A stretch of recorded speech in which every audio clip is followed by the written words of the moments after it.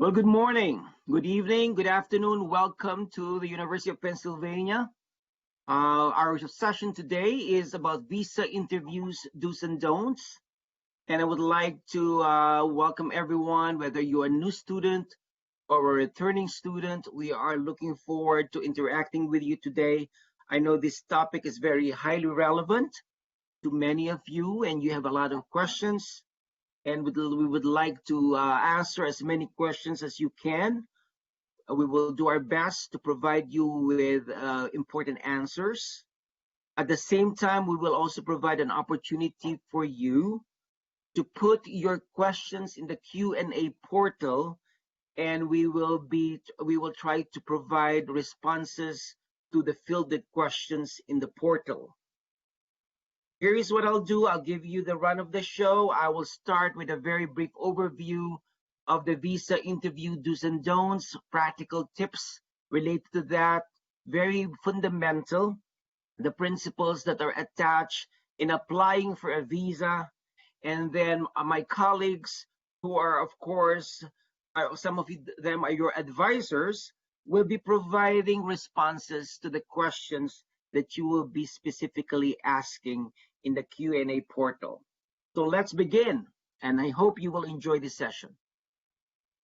As I've said, in today's session, we will talk about why some visa applications are denied, tips for navigating a visa interview, very practical, and then the question and answer will be the big bulk of this session. So this session will be, let me qualify and clarify again what the Q&A feature is. You utilize the Q&A featured as a question. If someone has already asked a similar question, you can like their question so that we know that you are at the same page or on the same page with that particular person. Please keep your questions general so that others may benefit from hearing the answer. I will be very clear from the get-go that if you ask a specific question related to your case, we will try to answer that privately, or we will do that in the realm of advising. However, ask general questions, but very specific in terms of providing support and practical experience to prepare you for the visa interviews. Next. Again, I'm Rudy Altamirano. I'm the Director of the International Student and Scholar Services, as well as the Director of the Immigration and Integration Services.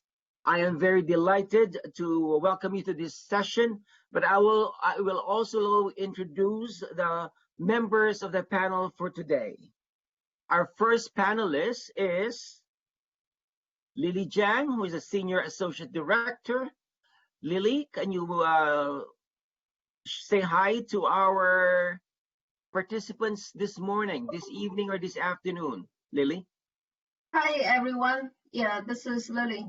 Good to meet everyone virtually here. Lily Zhang handles and heads the portfolio for immigration advising and technological services for ISSS. Our next panelist is Aaron Fuccello, who is the Associate Director of the International Student and Scholar Services. Aaron Fuccello handles the portfolio for faculty and scholar services in the University of Pennsylvania. Aaron, say hi. Good morning, everybody. And of course, Jeremy Spohr is our Assistant Director. He is also Assistant Director for Client Services, as well as an International Student Scholar Advisor. Jeremy, say hi to our participants, please.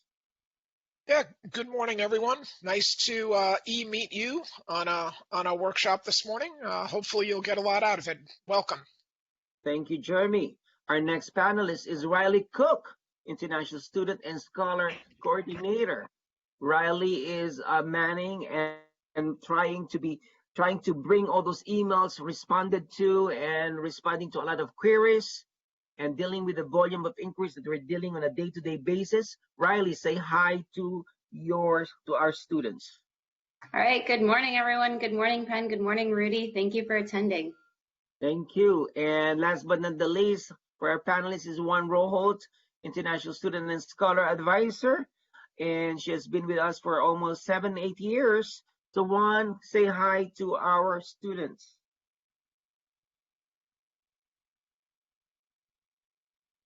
Juan, can you hear us? For participating in this session. Okay, thank you.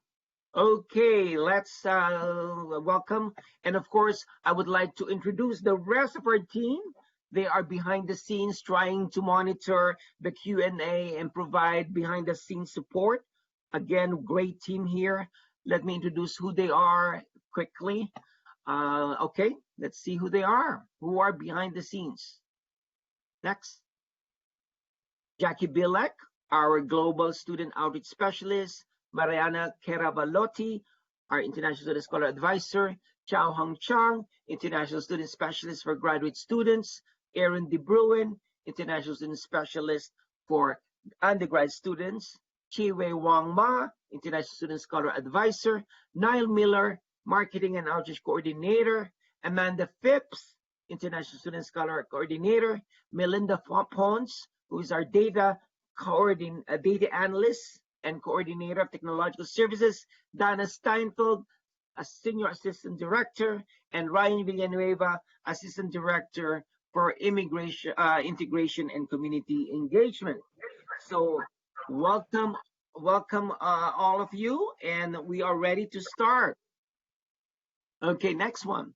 So before I talk about the why are visa applications denied, I would like to say that this session will give you a detailed idea of what to expect at the visa interview and how to prepare for it. Consular officers would really like to see applicants who are honest, stay for the authorized duration, and come back promptly after that authorized duration. They would not want anyone to stay illegally in the United States. And even though the US is a country of immigrants, it does not mean that anyone can enter the country with whatever reason. Many people like you sometimes do not know the basic rules, and you're not aware of the penalties for breaking the immigration policies and rules. For example, if you get a student visa, it does not mean that you can go to the United States and start your business or immediately work outside the campus or on campus without knowing the parameters of the immigration policy or law. So if you get a 5-year multiple entry visa, it does not mean that you can stay in the USA for 5 years straight. A 5-year multiple entry visa means you can go to the US at any time within the next 5 years. So for each visit, your actual stay will be determined by the date stamp in your passport at the port of entry. So why are visa applications denied? What I put there are the basic four things here. Number one, they're looking at the financial support. If you don't have enough financial support, if they don't see a proof for financial support, if they can see that you cannot afford to study in the United States, they will say no to that visa.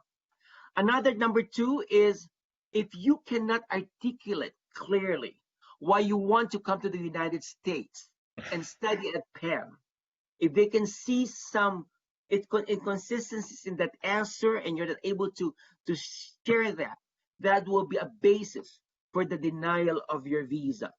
Number three, very important.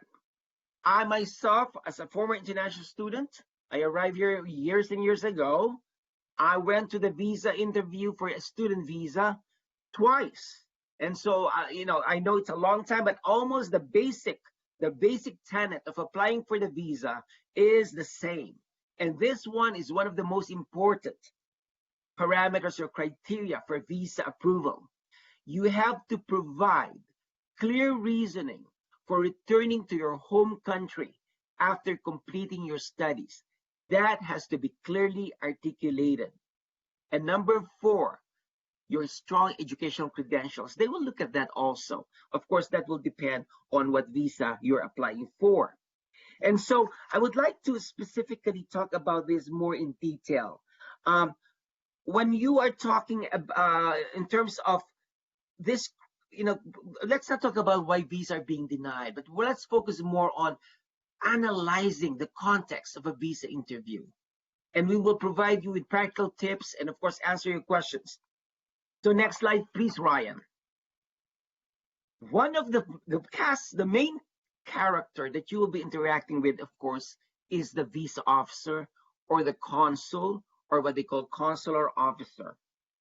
And sometimes it's very, very, very difficult to understand the job and the decision making of the U.S. consular visa officers. We have to remember that. You have to remember that. Number two, you must make the consular officers will make decision on visa issuance in just a few minutes. Give or take 2 to 3 minutes, they will make a decision that quick. And so you have to be very present when you present yourself to that visa officer. And number three, they sometimes seem to make the decision very quickly, and sometimes without even talking to you. And you might be wondering, why is this happening? So let's give you some background to that. Consular officers, we have to remember, are very smart in their profession, okay? They can figure out your true intentions most of the time because of their training and experience. They're very well trained. And some of them may even know the regional languages in your home country. They can even speak your language and talk to you in your language. Another thing is consular officers are fond of asking what if questions. And I was subjected to this. And some examples of our what if is, what would you do if you win the jackpot in Las Vegas, in a Las Vegas casino? Sometimes they will ask a question like that. And I will explain why. Another question is, what if someone offers you a job in the United States at a very high salary? Another what if question they will ask is, what if someone offers you a partnership in a business after you graduate or even before you graduate? And number four, what if someone proposes to you for marriage or asks you for marriage? Or what if you met someone and the person is interested in marrying you? So consular officers may ask such questions to scrutinize you as an applicant. So do not give an answer immediately without thinking through the answer, because this consular officer may suspect that your intention may be to stay in the U.S. or work there, and your visa may be rejected. If you give answers such as, I will buy a house in the United States and stay there after winning the jackpot in Las Vegas, for example, accept the job after an offer from a partnership and start working, or get married to a U.S. citizen and settle there, your visa will be rejected.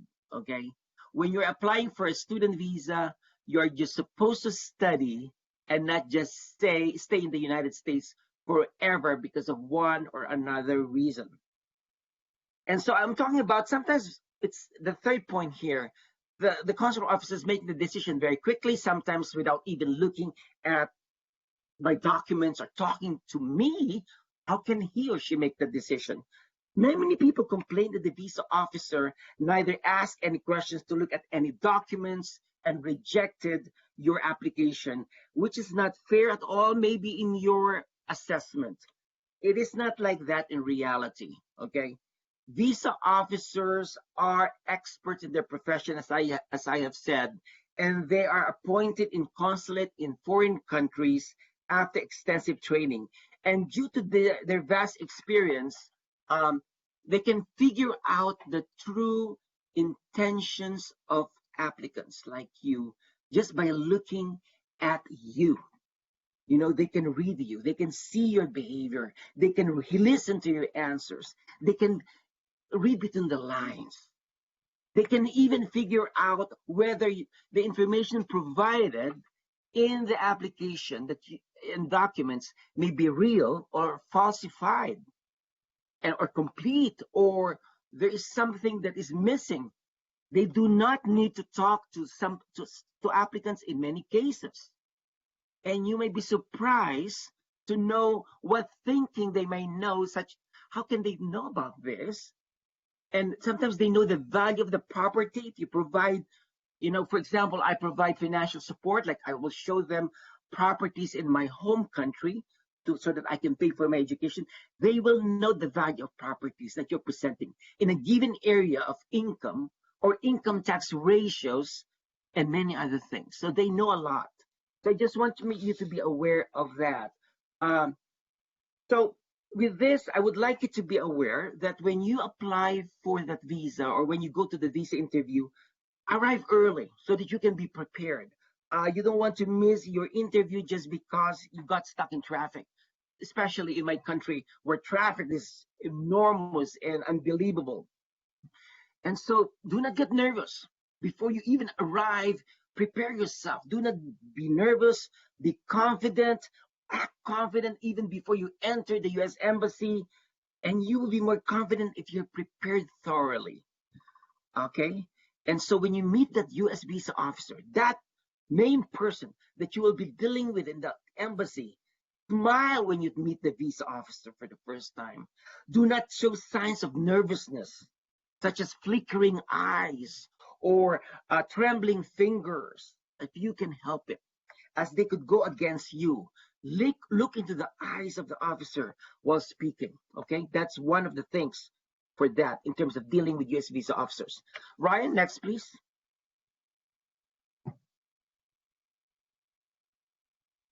Next slide, please, Ryan. Okay, so I'm talking to you about practical tips, and it's important that you go to the interview well prepared. I just want to re-emphasize that. So here are some of the tips that I would like to share with you. Number one is dress appropriately, okay? There's no need for a suit. You don't have to wear a suit. You don't need to wear a tie or very formal dress, but look presentable. Don't go in t-shirts. Don't go in shorts. Don't go wear flip-flops. Be presentable. I think that's very important. Your appearance should convey who you are. If you're a student, you should look like a student, but well presented, well dressed appropriately. And beyond the dress, your body language should convey that you are also serious about your goal. If you dress appropriately, in a very presentable, it should show that you're serious about this. And so next, tip number 2. Have your documents prepared and in order. So this is very important because you need to be sufficient. The documents need to be sufficient, but they also need to be brief. And if you give many documents, the officer may not look at them at all. But remember that. So for every question asked, when you're saying your answer, you should be prepared to simultaneously put forth a document if they ask for it. For example, if they interview you and asking you what are your ties to your home country, for which you would return to your home country, remember that? The first step of not being denied after your visit to the United States, you should present. They will ask you to present those documents. Like for myself, I presented properties that we own so that can show bank accounts. And so I present that to strengthen my answer. So that is very important. Tip number 3. Let's go to tip number 3. Have key documents. This is related to that. I'm talking about this because you and your documents are very important. Those are the big 2. So they should be easily available to show prior school records and finances. When I do Forerunner in Beijing and Delhi, we role play this a lot. And you cannot scamper last minute. Can I have your I-20? You cannot say, oh, I cannot find my I-20. You have to be ready. Put it in a nice folder. Be ready to present. And so we talk about that you have to show that you can pay for your education. And if the officer has any doubt about your ability to pay, you will be denied. To make sure that they are in order. It is best that you are honest with yourself about this issue. If you won't have any money to pay for your studies without needing to work, then it's best to wait until you can pay without any problem. I think they will know if you're not honest with it. They will know. So make sure that you are well prepared and you have the necessary backing to say that you have the money to support yourself, okay? So make sure that those are very, very important, and you present yourself very appropriate in terms of sufficient documents that will help you with your interview. Tip number 4 is know why you want to come to the United States to study. I think I talked to you about that. I gave you an overview earlier about this. You have to know what you want. You have to express clearly and concisely what your statement, your goal is, your statement, why you want to come to the United States.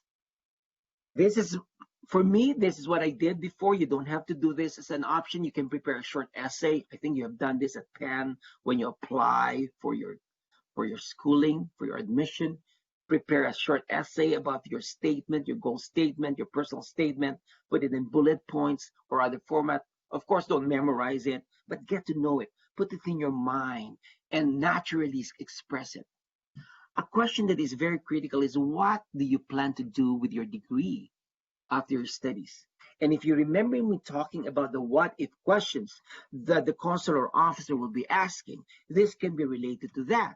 What if you were offered a job in the United States? What if you were offered a business deal with a great partner who can fund this?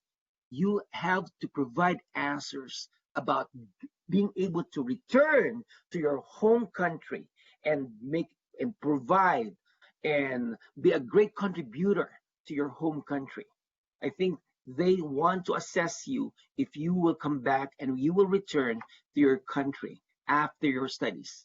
That is very, very important. Remember that the preferred answer, and we put this in bold here, is that you plan to return to your home after finishing studies in the United States. One question that they might ask you, that I have experienced and people have experienced, is that, can you prove to me, how can you prove to me that you will return home to your country? So you have to be ready to provide an answer to that. You can talk about your ties to your home country. You can talk about your employment in your home country, your family obligations in your home country. Those are very important indicators that you will return home to your country. Next one is number 5. Penn's academic format. If you are asked, and this is very important, if you are asked by the officer about the format of your classes, you may inform the officer that Penn is using a hybrid mode of instruction. Hybrid mode of instruction are the key words that you will be using. If the officer asks, what is the mode of instruction in the University of Pennsylvania, Penn and I myself will be going there with a hybrid mode of instruction. Not purely 100% online, but it's a hybrid mode of instruction. Very clear, very straight to the point. Tip number 6.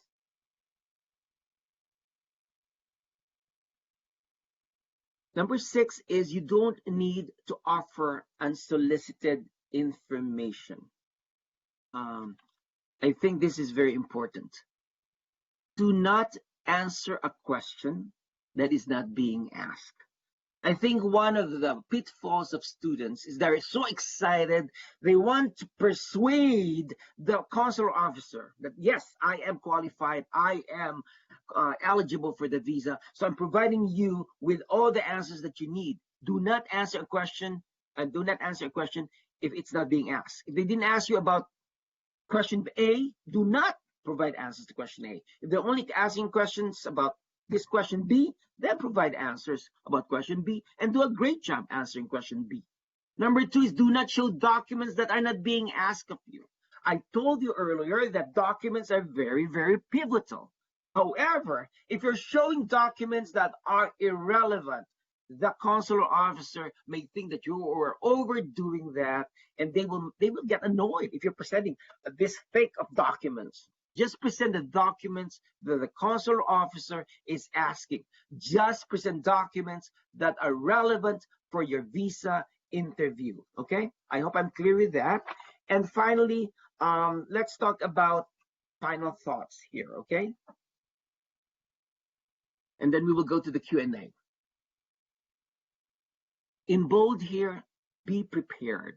Be prepared during your visa interview. Know that your interview will be quick. Don't expect that they will spend time with you to get to know you. No, in 2 to 3 minutes, you will be in and out. They're also observing you as you fall in line. I remember that in the U.S. Embassy when I applied, when we know people talk like, that window number 4 or number 5 is very tough. So I don't want to be number 4. And then, so why don't you go ahead? If someone calls you next, oh, you can go ahead because it's it's window 5, and that window 5 is a very strict consular officer. They will see that and they say, why is this person letting that other person go? Instead, he said, no, I want you, not her or not him. So you have to be ready with that. They're looking at you. They're scrutinizing beyond the window. They're scrutinizing outside the window. If your documents are not clear or easy to read, if it's very, very blurry or not formatted well, you may not even be asked a single question. If your documents are not clear or not easy to read, you may not even be asked a single question. I talk about this and I want to emphasize this. Be confident, not arrogant. There's a difference.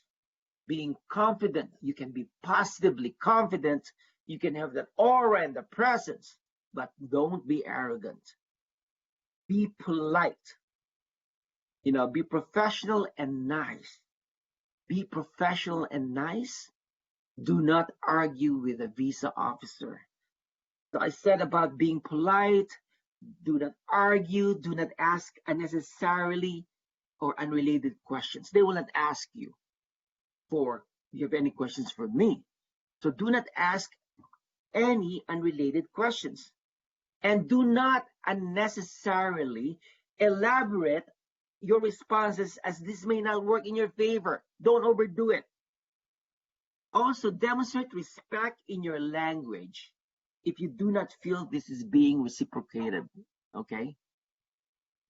Just if you know that the consular officer is very stoic, not very friendly, demonstrate respect in your language. Be respectful no matter what. Oftentimes, you might not understand what the interviewing officer is saying because of his or her U.S. accent, and the microphone system maybe is not clear. You can overhear it. It's blurred, like very, the microphone is very soft. And if you do not understand one of those sentences, do not feel afraid to say, beg your pardon, I did not understand you. If he or she repeat the question and you still do not understand, say that that's not a problem. Do not panic. You can calmly and confidently say, sorry, sir, sorry, madam, I still did not understand you. Could you kindly repeat what you said? That is okay to do. It's very important that you want a great interview. You want to succeed in that interview. And so you have to be very, very cognizant of that. Don't panic. Be calm about this. And finally, if you get a visa, it does not mean that everything will be okay. Okay? You said, yeah, I'm celebrating, I got a visa. Go through the information on the visa stamp very carefully. I did this a lot, every time. Make sure there are no typographical errors in your name or your passport, number, date of birth, written in the visa stamp. Your name, your visa passport number, your date of birth written on your visa stamp. If there are any such errors, contact the visa application center to get it corrected. Even a small error like that is not tolerable, as it can cause trouble later on and should be corrected as soon as possible. You might have problems entering the port of entry. You have the visa, you will be able to fly because the airlines did not see that. And then you come to the United States and the airport said, nope, this is not consistent. These documents is not matching your official documents. And so they might think it's falsified. With that, I will. I promise the first 30 minutes will be me, and then I will give the floor to your Q&A. So, wishing you the best on behalf of ISS and Penn Global and the ISS team. We wish you the best, and just go for it. Okay. So let's go to the Q&A again. Utilize the Q&A feature to ask a question. And then what I'll do is Ryan and Jackie from our team will ask them, and I will fill that to the panelists. Okay. So Ryan, should we start with you with a question?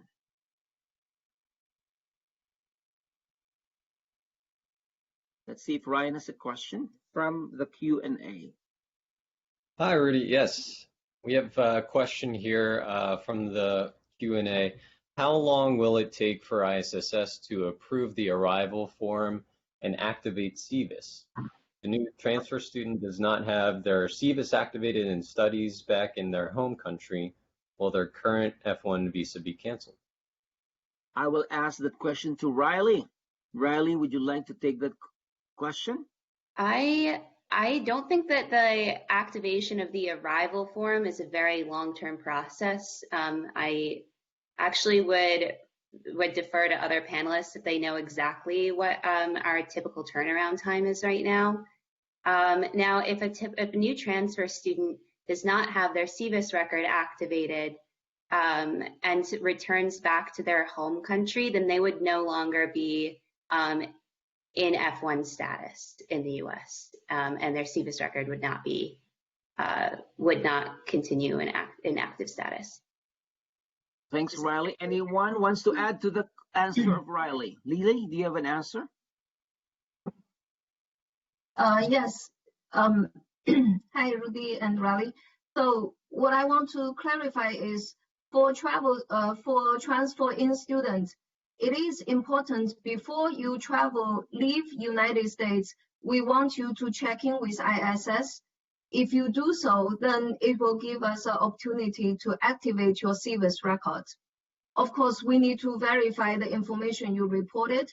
That's why you need to do new students arrival e-form. If everything is in order, then we will be able to activate your records. The activation process typically will take, around 3 to 5 days. But the most important thing is you complete the form in the right way. And also you're physically in US when you submit the arrival form. Now, once you leave US, if you have not activated your record with us yet, you should still have a transfer pending I-20. Then it depends on what kind of course enrollment you're going to have with Penn. We're going to take action accordingly. In either case, you will need to check in with your ISS advisor and find out, what you need to do in terms of dealing with your I-20 and dealing with your F1 status. Thank you, Lily. Jackie, do you have a question from the Q&A portal? Yes, I do. So our next question that comes from the Q&A is, do you have recommendations for proving intent to depart the U.S. after studies in the visa interview for a graduate or law student? After an undergraduate degree, H-1B work, and now graduate degree, and I'm worried they will doubt my intent to leave. Okay, I'll have Aaron Fucello. Aaron will respond to that question. Sorry, I was on mute. It's a really good question. I think it goes back to something Rudy says, that the concept here is it's something called 214B, which is the section of the law this relates to, which says for an F1 visa, you need to show that you have intent to depart the United States at the end of your studies. There's three main things a consular officer is going to look for to show that you can use to show that your intent is to actually leave the United States after you're done studying. Those three factors are your job, your home, basically where you live, and your relationships with family and friends. Those are all going to be things you can use to show ties that quote unquote bind you to your home country. So they're not going to look at one specific factor, they're going to look at all of the factors that you present. And remember, you need to show that your intent at the time of applying for the visa is to come study and then to leave the United States. You don't need to show that you're going to go to your home country. You just need to show that your plan is to leave the United States. So things that you've done in the past can be negative factors, but you need to show now your intent. You need to show now what the factors are which make you have that non-immigrant intent, that intent not to stay in the United States past the end of your studies and your practical training. So it's very, very specific to your current situation. But I think Rudy hit on this really well. Having a succinct explanation, a clear explanation of what your plans are is the key to this. They don't want to hear a 45-minute long rambling explanation of why you're not going to stay in the United States. Simply present your current plans, and that should be enough to overcome 214B or non-immigrant intent at the time you're applying for the visa. Thank you, Aaron. Okay, Ryan, another question from the portal. Yes, next question is, can you tell the officer you plan on using OPT after graduation, or is that not advised? Yes, Jeremy, I think you will have a good answer to that. Go for it, Jeremy. Oh, okay. First of all, I would say they probably will not ask you that question. And if they do not ask, don't offer any extra information that they don't ask for. If they do ask you, do you intend to use your OPT after graduation? I think you could answer honestly and say, yes, I might. You know, I know that OPT is part of my F1 status, and I may do an internship in the US before I return to my home country. But again, it's part of F1 status, it's part of your education. You may participate in it, and then you're going to return home. I think that's a very, that's a very good answer, Jeremy. Yeah. Thank you. Okay, Ryan, next is Jackie. Another question, please. Okay, so the next question we have is, how do you recommend answering the question, why do you want to come to Penn? Is there recommended language? Juan, take it from here, since you went to that visa interview yourself years ago. So Sure. How do you want to answer that question? Why do you want to go to Penn, Juan? And you went Sure. to Penn, so that's a good one. Yeah, so as Rudy said, I used to be a Penn international student. So I definitely went through the similar visa experience with everyone else, and also experienced the anxiety of facing a consular officer. So for that question, why do you want to come to Penn? I think the most important thing is to lay out your study plan. I think everyone should be really clear at this moment, since you have already got your Penn admission. You have already stated to the Penn admission office the purpose of you study in the USA and the purpose of you study at Penn specifically. So the key or the core is, what is your study plan? So when you are asked this question, why do you want to study to Penn, or why do you want to study to the USA? My recommendation is stick to your study plan, stick to your academic arrangements, stick to your they might ask you like, why do you want to study this major? If they ask that, you can just let them know why this major could help you to succeed in the academic field, or potentially help you to succeed in your future work. So I think those are the keys to this question. Okay, thank you. Next one is Ryan. Back to Ryan here. Question is, if I'm starting online classes now, but I can't secure a visa appointment until mid-fall, say October, November, do I need a new I-20? Lily, you would like to take that one? Yes. So I think for your I-20, it needs to match with your intended term that you're going to report on Penn's campus. So if you are going to study at a later time, you do need to get an I-20 matching that intended term start date. Okay, Thank you. That's very quick. Good, direct answer. Jackie, another question, please. Okay, this next question. I was planning on traveling to Penn this fall, but decided otherwise. My visa interview is in mid-September. Is it better for me to reschedule my appointment to a later date since I will be traveling for the spring semester, or is it okay to have the interview as early as mid-September? Riley, are you comfortable answering that question? I can answer that question. So if your visa interview is currently in mid-September, but you're not planning to enter until the spring semester, just keep in mind that you can only apply for a visa up to 120 days before your planned start date in the US. So right now, the spring semester start date is January 13th. That means that what we've calculated is 120 days before that is September 15th. So you can apply for a visa after September 15th in order to enter in the spring semester. Thank you, Riley. Very good response. Next one will be Ryan.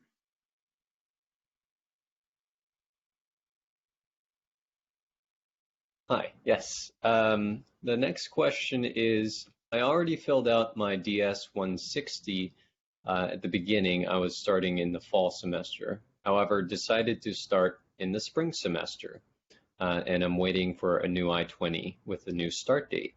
Considering that the CVIS ID will be the same, but my start date is different, do I need to fill out a new DS 160? I'll change the tempo of our Q&A. I will get a volunteer to respond to that question. Who would like to take that call or that question? I can take the question, Rudy. So Yes. for the Form 160, you do need to go back and review the answer to those questions to say if there is any additional change to those questions. In addition, you need to make sure that the visa appointment day that you're requesting, it's going to be within 120 days of your intended I-20 start date. So if you follow those rules, you should be able to, do the I-160 in the right way. Thank you, Lily.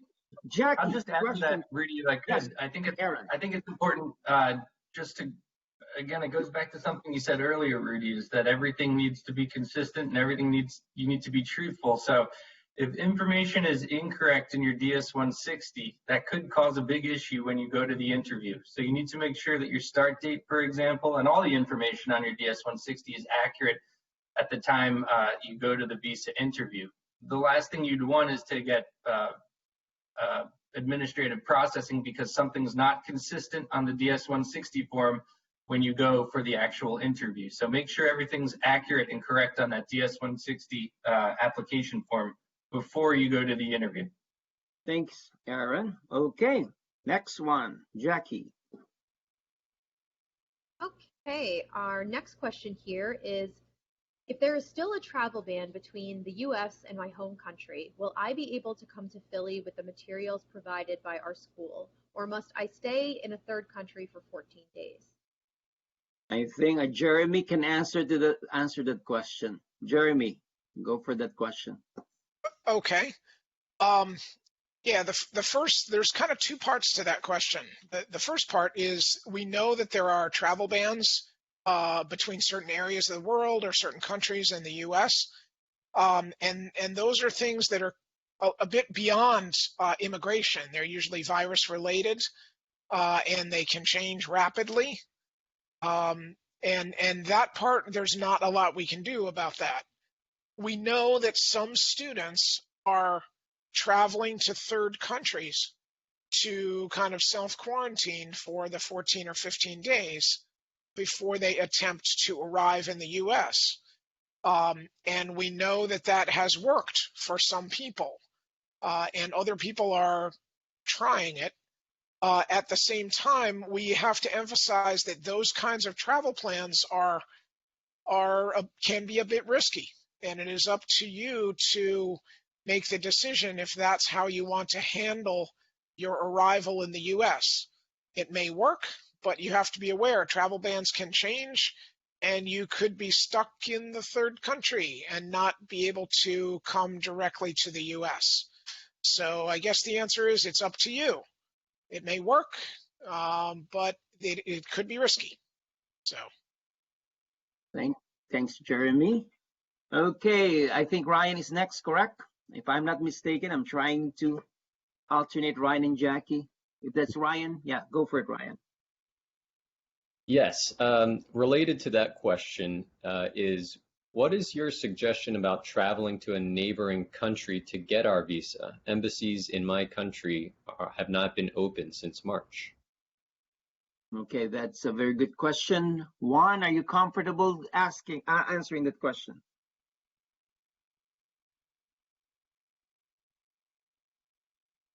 Do you suggest everybody that hear me? Yeah. Yes. Okay, sorry, I tried to unmute myself, but somehow it's like on and off. Yes, so that question actually has been asked by a lot of students. Similar question is, can I go to a third country to apply for a US visa or a student visa? For that question, I like to bring two key points to students' attention. The first point is, remember we keep saying the F1 student visa is a non-immigrant visa. You need to present your non-immigrant intent at the moment when you're applying for it. When you go to a third country to apply for the F1 visa, it will be harder to provide such documents comparing to applying for F1 visa in your home country. Because when you are in your home country, you could present your real estate documents, your property documents, your bank statement, or your family bonds, whatever. So those documents, those bona fide documents will be stronger to be presented in your home country as to compare to applying for the F1 visa in a third country. So this is one key point. So if you want to apply for F1 visa in a different country or neighboring country, really think through what kind of bona fide documents you can prepare to persuade the US consulate that you don't have immigrant intent.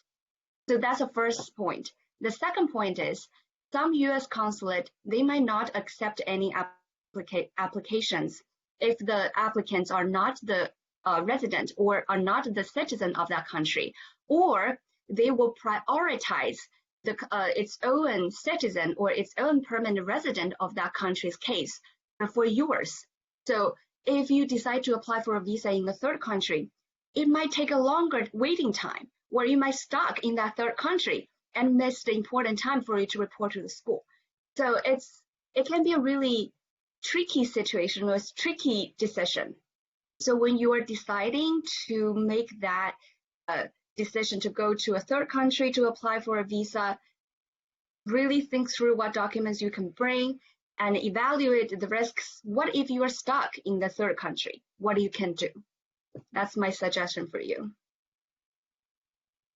Just adding to that, it's not saying you can absolutely not apply in the third country. You could, but there are risks. Yeah. Okay. Thank you. Okay, next one. Jackie. All right, our next question is, are there any long-term or post-graduation visa impacts of taking a leave of absence? Is it okay to have used CPT this summer and take a leave of absence? I will have maybe Aaron and Lily. One of you can take that one. Sure, Rudy. I can get started, and Aaron, you can add on to my answer. So basically, if you taking CPT for the summer, we are recommending CPT on the basis that you're going to be a continuing attending student for the fall. So from immigration point of view, it is not a cohesive case if you're taking CPT and then immediately taking a leave. At the time that we know you have intention to take the leave, it may make us hesitant to recommend CPT for summer, because the CPT recommendation itself is continued on you're going to be a ongoing student, and also it does matter what is the nature of that CPT. For some CPT, it is required by the degree program itself. In other case, it is associated with a course registration. So if it is a degree required CPT, then we will treat it a little bit differently because you have to have the CPT before you can graduate. The other part of the question in terms of what is the implication for you to take a leave of absence? So the biggest implication is when you take a leave, then it basically interrupts your F1 status. When that leave happens, especially when it happens towards the end of your academic study, then by the time that you're going to return to US, the remaining time for you to obtain the degree, it varies. Some students still need to take more than a year to finish. Others maybe only need to come back and need like 1 or 2 classes. And for that, you only had 1 semester. To establish the OPT optional practical training eligibility, you need to have 2 full consecutive semesters fully enrolled before we can recommend you for OPT. So before you take leave, we want you to be mindful of those implications. We strongly advise you to check with your ISS advisor, understand those implications before you formally go on leave. Thanks, Lily. Aaron, do you have anything to add, or Lily has provided enough sufficient answer? I think Lily gave a pretty comprehensive answer there. I see a few in the Q&A chat, a few questions about how, who should we let know if we're going to go on leave. And I just want to remind everyone, ISSS deals with the immigration side, but there's also the academic side. If you decide to go on a leave, you need to work that out with your school first. Make sure that everything's fine from an academic perspective and that the school approves it. Once the school approves your leave, then you'll come to ISSS. You can do, it's a pretty basic e-form in IPEN to let us know that you'll be taking the leave. But make sure you work this out with your academic program before you come to ISSS. Remember, academics, and then we can take care of the immigration side. But don't skip either side of it, either part of that. There's 2 really important parts. Thank you. I will give Ryan and Jackie a rest for 1 minute because Aaron gave me a great idea here. I'll give each panelist an opportunity to look at the Q&A and answer a question that they would like to address in the Q&A. So Aaron, you already provided an answer. Maybe we'll go to Riley. Riley, is there anything in the Q&A that you would like to ask? Please state the question and provide the answer. To the rest, while Riley is looking at it, look at the question in the Q&A portal. I'm just giving Ryan and Jackie a break, a few minutes break here. So Riley, are you ready for that question in the Q&A portal? Yes, sure. So I see that one question that I've also heard from other students and is in the Q&A portal is whether to inform ISSS if you plan to be taking classes online this semester and deferring. So we have a procedure for this, and we ask that you keep your admitting school updated so that we can collect that information and then internally process all of your I-20s and deliver them to you electronically. So please keep your school updated. Thank you. Juan, your turn. Find a question and then respond to that question. Sure. So I think there's one question is asking for the financial documents the students need to bring when they are going for the visa interview. Some students want to know if you should bring all 4 years financial or the funding proof or just for 1 year.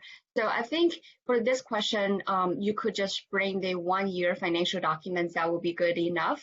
But definitely prepare. If you have, for example, if you're doctoral students, you will be providing the stipends for all 4 years, and then you can definitely bring the stipend letter from the Penn department to show to the a visa counselor. It would not hurt. Yeah, that's my answer to that question. Thank you. Jeremy, a question that you pick from the Q&A ball. Yeah, I see one here that asks, how frequently do you see visas being denied and visas going through administrative processing? Is there a higher possibility of visa denial in the current environment? And I think we don't, at this point for this year, I don't think we know the answer to that yet, because a lot of our students are just starting to get their visa interviews right now. That being said, I I do think that there are possibly higher chances of administrative processing, as there were last fall, for students in the hard sciences and things that may have dual use military applications, especially from certain countries. And one of the main countries there is probably China. So I think there is a higher possibility of administrative processing, especially for engineering and technology related type visas.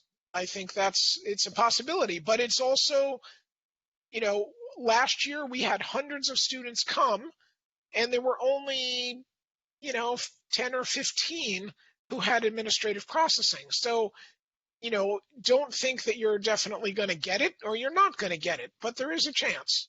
There is a chance, especially in those type of majors. Yeah. Thanks, Jeremy. Aaron, pick one question. I kind of just wanted to piggyback off of what Jeremy just said.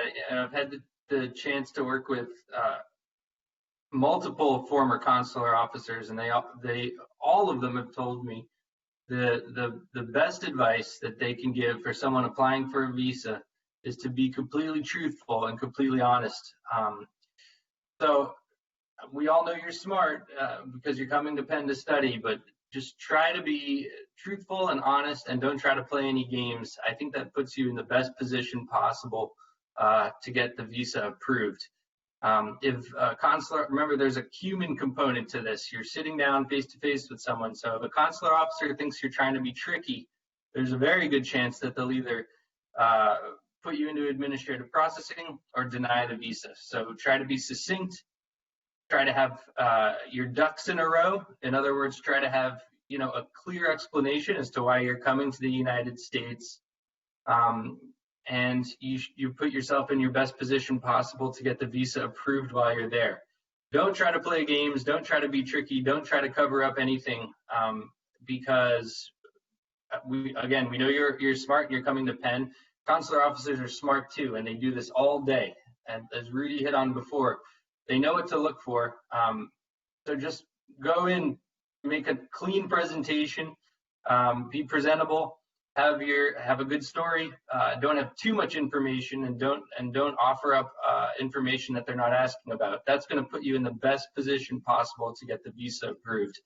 And that's really what I wanted to add to this, and it's really what I've taken away from everything Rudy said and all of the questions we've answered through the chat. Thanks, Aaron. Lily. Thank you, Rudy. So I see there is a question asking about, is there a travel support letter for spring visa interviews? We can start getting visas for spring as early as September, so would appreciate a letter. So we want to kind of explain.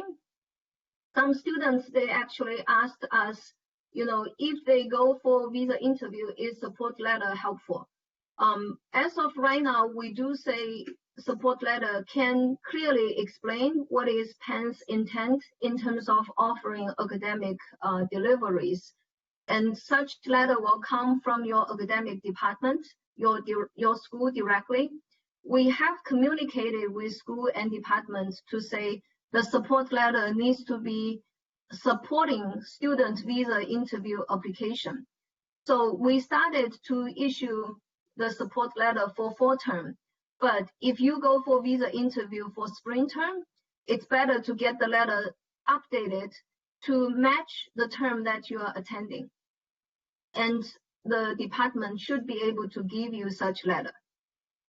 Overall, I think, today we touched upon a lot of intricacy points to say how to help you answer those questions, how to get the documents that you need, and what is the important thing that you need to pay attention to. So I-20 itself certainly is one very important document. DS-160, that's another very important visa application document. And in the process of you doing so, I think some students, they told us there's a certain window you can go back to update that form. But if the form has been submitted and you see the information has become outdated, then in those situations, you do need to submit a new DS 160. But we will need to give you the principle and let you understand, what is the fundamentals that you have to go by. As Aaron have repeatedly emphasized, to do a truthful attestation and make all the information cohesively connected with each other is very important, so that you don't misrepresent yourself. We frequently have students ask to say, I have visa interview scheduled in late August or early September, but I really don't have the intent to come for fall semester. When I go there, what should I do? So in those situations, we strongly encourage you to make modification for your application, because if your intent is going to come for spring term, you should represent yourself in that way. Otherwise, you are not doing a truthful attestation. So with that, I will give this back to Rudy. Thank you so much. With that, we have a lot of questions still in the Q&A, but we promise you we will be offering a lot of these sessions to interact with you in the future. We will gather all your questions and maybe bring all those questions to the FAQs that we already have. And some of them we will make sure that we are updating our advisors so that they can respond to you individually if necessary. So thank you again. Wish you the best in your visa interviews, and looking forward to seeing you at Penn in the near future. I would like to thank our panelists, Lily Jiang, Aaron Pocello, Jeremy Spoor, Juan Roholt, and Riley Cook. Have a wonderful and a great day. Thank you. Bye-bye.